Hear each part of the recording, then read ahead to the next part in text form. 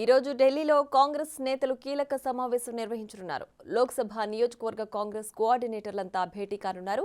దేశవ్యాప్తంగా 539 నియోజకవర్గాలకు సమన్వయకర్తలను నియమించింది కాంగ్రెస్ అధిష్టానం. తెలంగాణలో 17 స్థానాలకు 14 మంది కోఆర్డినేటర్లున్నారు. CM Revanth Reddy, deputy CM Bhatti Vikramarka, మంత్రి పొంగులేటికి రెండేసి లోక్సభ నియోజకవర్గాల బాధ్యతలను అప్పగించింది అధిష్టానం. ఈ సమావేశానికి తెలంగాణ నుంచి కూడా సమన్వయకర్తలు హాజరు కానున్నారు.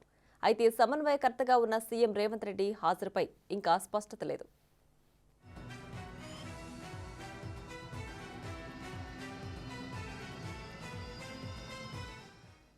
ఏపీలో 25 మంది సమన్వయకర్తలకు 22 మందే హాజరయ్యే అవకాశం ఉంది. మాజీ ఎంపీ కరుమూరి బాపిరాజు సహా మరో 2 హాజరు కాలేకపోతున్నట్లు తెలుస్తోంది.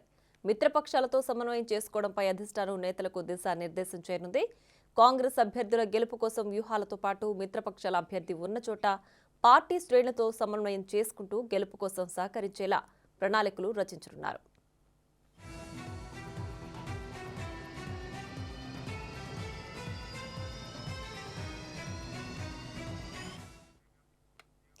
అందరినీ ఏకం చేయాలన్న లక్ష్యంతో బీఆర్ఎస్ నిర్వహిస్తున్న సమీక్ష సమావేశాలు ఇప్పుడు పార్టీలో ఉన్న అంతర్గత విభేదాలను బయటపెడుతున్నాయి.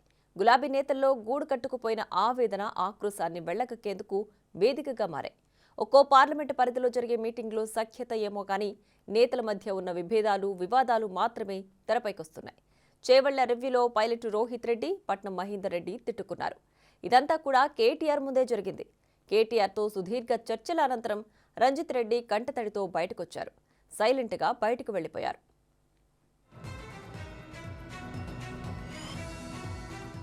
ఇక ఎమ్మెల్యే గోపీనాథ్, మాజీ డిప్యూటీ మేయర్ బాబా ఫసీయుద్దీన్ ఇద్దరు కూడా కేటీఆర్ సమక్షంలో బూతులు తిట్టుకున్నారని తెలుస్తోంది.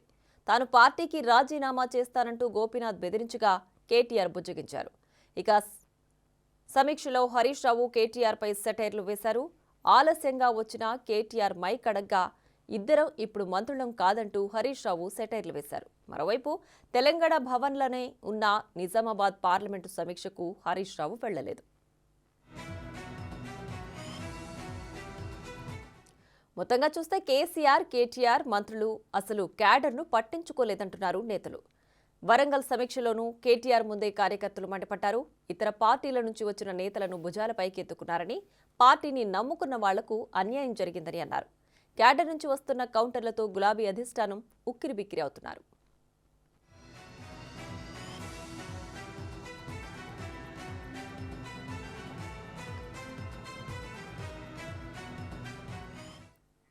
జనవరి 14 నుంచి ప్రారంభం కానున్న రాహుల్ గాంధీ భారత్ జోడో న్యాయ యాత్రకు సీఎం రేవంత్ రెడ్డి మద్దతు తెలిపారు. తన సొంత వాహనానికి భారత్ జోడో న్యాయ యాత్ర స్టిక్కర్ను అంటించి యాత్రకు రేవంత్ రెడ్డి మద్దతు తెలిపారు.